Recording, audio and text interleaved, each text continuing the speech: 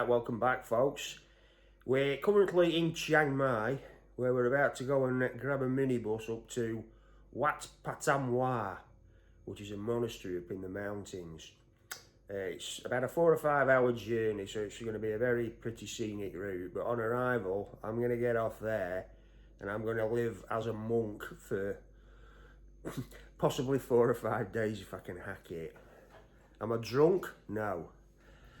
Have I lost my marbles? Quite possibly. Am I sure about this? Not at all.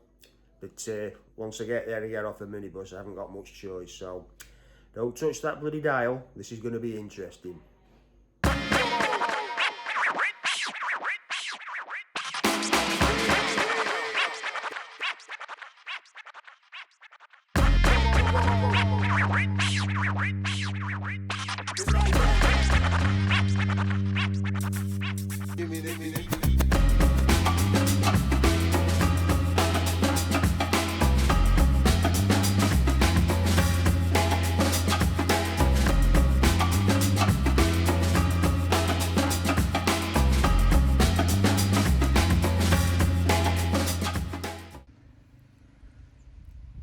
Okay, so we've hit day one now. I arrived mid-afternoon yesterday, so we had a 5-hour journey through the mountains via Pai and a few other small towns, and arrived here about 3 p.m. yesterday. I was running around with orientation and rules and regulations and stuff like that, and trying to find out where I was sleeping and all the rest of it. So I'm in a dormitory with 4 other guys, 6 beds in each dormitory, but one's empty. Everything's very quiet, and you speak if it's practical, but there's not much socially getting to know you stuff. The object is to sort of turn yourself inwards, like, not, walk around being social and that. So I'm polite to people if you speak to me, but if not, I'm just kind of walking around with my own thoughts.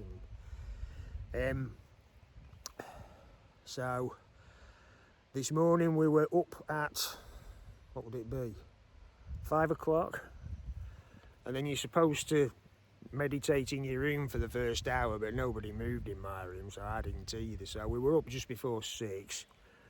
Then we had to serve rice to the monks at 6:30. So we sit in a long line with a bowl of rice and each give them a bit as they walk past. So that was quite bizarre. Then after that was breakfast. Rice, kind of vegan-y, potato-y, leaky kind of stews and corn and vegetables, that kind of thing. It's all a vegan menu up here, so make note of that if you like your barbecue. Then after that we had walking meditation for an hour, which the monks lead, and you walk in a very sort of slow, not quite pigeon-stepped format, but it's like an hour around the monastery grounds. The guys follow the 3 monks leading the actual procession, and then the women follow after. And it's the same when we sit in the Dharma hall, like doing all the meditations there. It's the first 4 rows are reserved to men, and then the women sit behind. And it's not any kind of, sexist, misogynistic thing. It's because, like Catholic monks, they've taken a chastity vow, and women can't touch them, so they have to put distance between them and the monks themselves. So it's all just for practical reasons, really. Then we had sitting meditation practice and Dharma chant, and then that was followed by another half an hour sitting meditation guided for the first 5 minutes or so, and then that changed to a lying down meditation. And I'll be honest, I nearly nodded off at that point. And then we did another food offering to the monks at 11 o'clock, sat down for lunch, and lunch is actually the last meal of the day. There's a little shop here behind me where you can go and get snacks and stuff from, so I'll probably have something later and a coffee from that. But we've just got afternoon meditation, another Dharma chant, and then the evening meditation, and then lights out at 8 o'clock.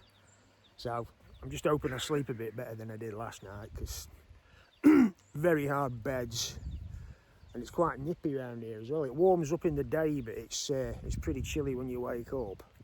And I'm not loving the cold showers either. So anyway, nothing we can do about that. That was day one. It's a bit disrespectful for me to start waving cameras around at everybody, and you know, filming the stuff during the activities is frowned upon. So I'm going to pop back each day and give you an update. But that was day one, and we'll check the mood as the week goes on.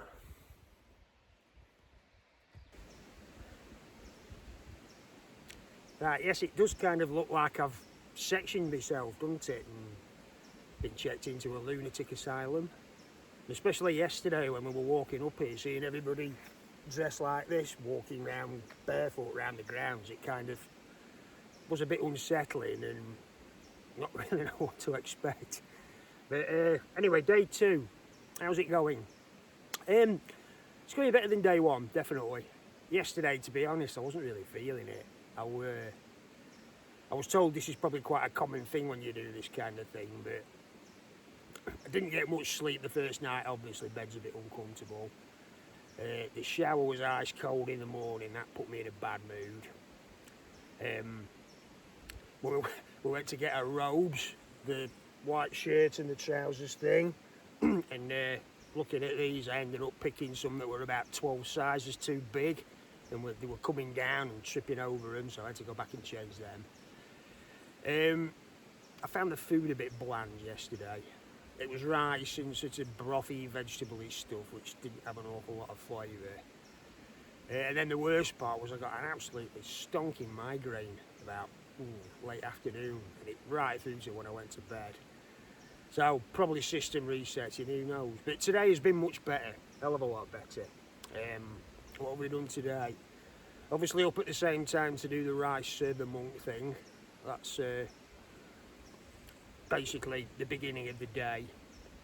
You're supposed to be there for just before 6:30. I'm going to try and do it a bit earlier tomorrow because I was one of the last to arrive today. You have to sit in a big long line, and if you get there late you have to start ramming yourself in the corner, and there might not be any bowls of rice left, so you're going to look a bit stupid when the monks walk past you.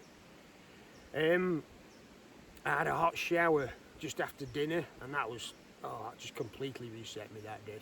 Absolutely felt like $1 million after that. And it's kind of reset my nervous system, which is what this kind of thing is all about. And now I'm starting to enjoy stuff. The food tastes better, it's warmer today. I found myself this nice little secluded spot here where 4 o'clock we get a clean, well, sort of a light details, tidying up, making yourself useful for a bit. So I've assigned myself to just raking the leaves up in this bit right up in the top end where nobody can see you. And that's the parody of the whole thing. If this were a summer camp or anything else, it'd be you went and sat on your own somewhere, people would be coming up asking you what's wrong. And it's like actually kind of more encouraged here. Everybody's on their own little inner journey, like, and you know, there's God knows how many different stories there are walking around here. There's people dealing with all sorts, grief, trauma, breakups, you name it, anything you can think of. So it kind of makes me think, you know, who are you brushing past? You know, are you walking past a serial killer? Do I have a BR sleeping next to me? I mean, I'm not going to know about that until it's too late, am I? But let's worry about that when it comes to it. But anyway, cleaning detail starts at 4. I've been assigned my rake, so I better get on with it. Check back in with you tomorrow.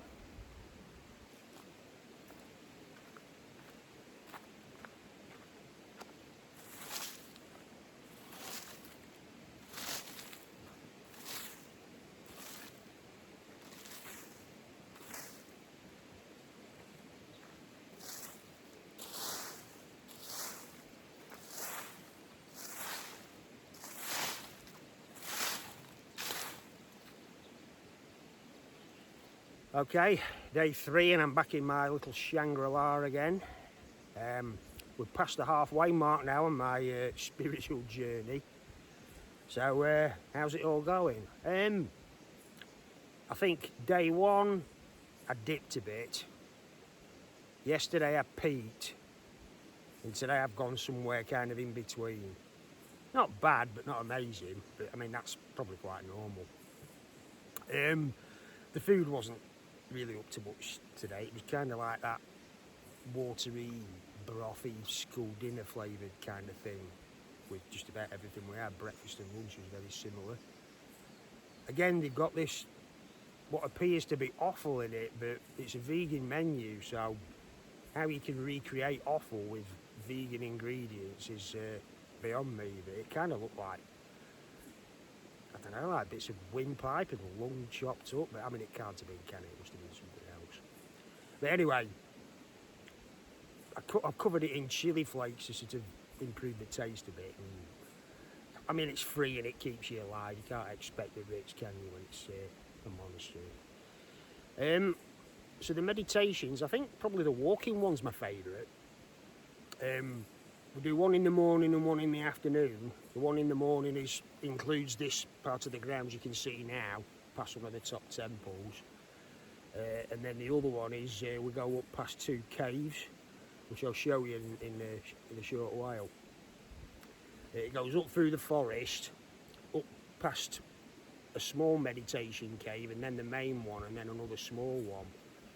And we do it barefoot, like up this sort of, I wouldn't say it's a muddy path, but it's kind of like earth. You're supposed to feel in contact with the earth and everything. And I'm not sure, but I think a few ants had a go at my right foot when I was walking, because it felt like this sort of stinging nettle sensation, and I looked down and brushed a few off my foot. So I don't know if they're dangerous or not, but I don't think they are. They seem to be everywhere. Some of them are massive outside the dormitories. Right, so that's probably my favourite, the walking one. The sitting one I'm finding quite uncomfortable. You're sitting cross-legged. I've just got this urge to put my back against something, and I keep leaning back on my hands as the monk's doing his class or whatever they call it. So I'm back like that, supporting my back for a bit, and then back forward again. But you have to sit up straight in this really weird posture, and when he says relax, I just start slumping forward. But anyway, if you do get uncomfortable, you can get a chair to do the meditation on. So today I did that, like I did the praying and the kneeling and the bowing down on the mat like I normally do. But then anything to do with meditation or listening to the chants and that, I can go and sit in a chair. The sleeping meditation's nice, but you always start to feel yourself going a bit halfway through. It's I don't know what parasympathetic something, I researched it, but I've noticed as we walked up into the forest earlier, you could hear river, the gushing sound you can hear now, and a few birds chirruping here and there. But it got to a certain point in the forest where the river got out of earshot and the birds stopped chirping, and I swear to God I thought I'd gone deaf for a minute. It was like everything was muted. And it's just because your mind's not used to that level of quiet that it's almost like silence screaming at you, if that makes sense.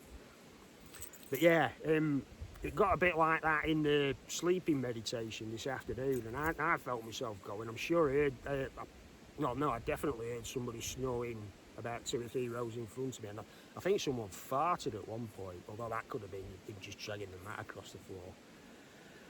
But anyway, so we've got chanting tonight, 6 o'clock till 6:20. No, 6 o'clock till 7:20 even. Then it's lights, well, quick hot chocolate, lights out again. Tomorrow is going to be the last full day. So let's see if we can achieve a light enlightenment before the end of tomorrow. Okay, day 4, and yep, we're into the final stretch now. You may notice I've moved from my normal preferred agricultural environment up top, because I was trying to get away from it, and people were sort of getting closer and closer and trying to help me and stuff, which is fine, but you know, I'm just trying to stay incognito, like, and do these video diaries away from, you know, like onlookers and audience and that. So, how's it going? It's going good, yeah. Last night I slept a hell of a lot better. I woke up feeling a lot more human this morning, although I did have a bit of a headache when I went to bed again. I'm not sure if that isn't the altitude and combination of detoxes and everything else coming out your system, but it feels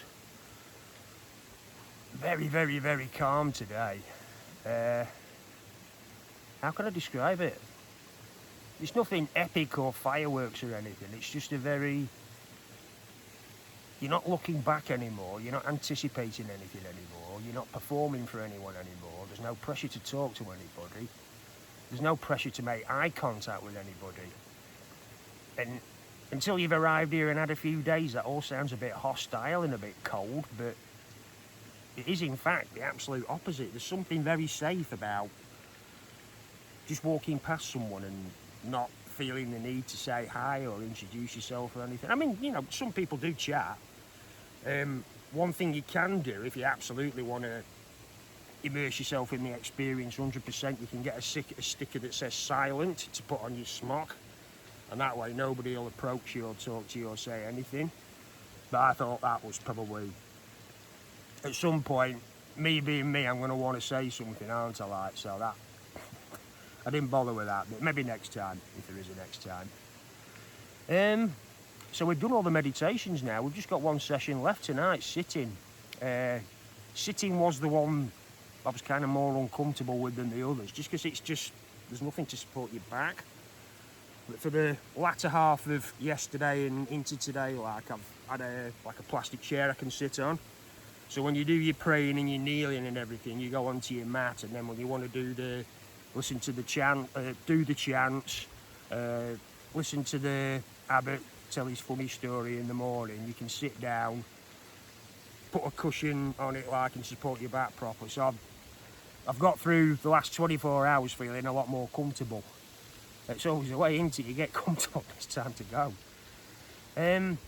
So the other meditation I haven't told you about yet is, I can't remember the name, it's there when I've looked it up again when I get back home, but it's slightly different to the normal sitting and sleeping. It's what you do is you focus on each part of your body in turn, starting from your head, eyes, mouth, down all your limbs, shoulder, elbow, hand, thigh, knee, foot, both sides, and then concentrate on everything as a whole. And then how it works is, it's because you're focusing on body, not mind, there's going to come a point where you start to lapse. And then I think after 5 minutes, and then 10 minutes, and then 20 minutes, a bell rings just to snap you out if you've drifted away from it. Now, I never quite got the hang of that one. I gave it a good go yesterday, but it's so strange how your brain works. When we were doing the elbow, hand, shoulder thing, like, we got to the end of all the body parts. Now he's saying concentrate on your body. And my brain just drifted into whether I got the theme tune for the Dick Emery show right in my head. And it's just, why would that come at that time? It's just so weird, isn't it? But yeah, the tune was going around in my head and I'm thinking, is that Dick Emery or something else? But anyway, that's just me. But yeah, what else have we done today? The food was really good today, actually, yeah. Yeah, I was slightly underwhelmed yesterday, not to talk too loud, just in case there is anybody here, but breakfast was kind of a similar thing, the same casserole with vegetable type thing. But lunchtime we actually got some spicy noodles and quite a spicy sort of vegetable curry with it as well. So I loaded my bowl up about twice as much as I did before. So I've had a good scoff today, like, and I think that's probably made me feel a bit more human as well.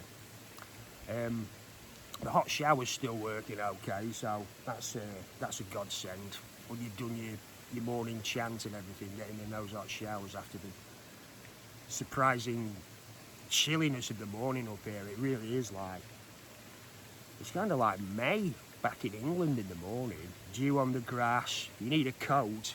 I mean, we're doing the walking meditation in a bare feet, which it's not painful or anything like, but it does feel like you're walking around a playing field, you know, back in Sheffield somewhere maybe. So we've done all the activities for today. We've got evening chant tonight from 6 o'clock till 7:20, and then that's it. It's what I'm going to do is I'm going to actually leave this video here and do a follow-up, because we have kind of got a cliffhanger. What happened was the bus I booked from Chiang Mai straight up here was booked up way into like next week, and I've got to fly back to Bangkok tomorrow night. So what I've had to do is there's a bus that you don't have to book, a bus that takes you to Pai, which takes about 2 hours. So I've had to go on the website and book from Pai to Chiang Mai, leaving at 11 o'clock. Now, my Monastery to Pai bus leaves at 8 o'clock and theoretically gets in at 10:30 a.m. So that should give me a half-hour window. Now, if one's late or another's early, I may get stuck. I mean, it's not a hell of a stuck, is it? I'm stuck in Pai for a night and I'll have to shell out about another, 30 quid on a flight back, or I can get a bus back for less than that. So it's not the end of the world, but it's a bit of tension for the end of the video. So, we're going to leave it there. Next one, you'll find out if I made it back or if I got stuck in Pai. So check it out in a week. Catch you then. Place your bets now.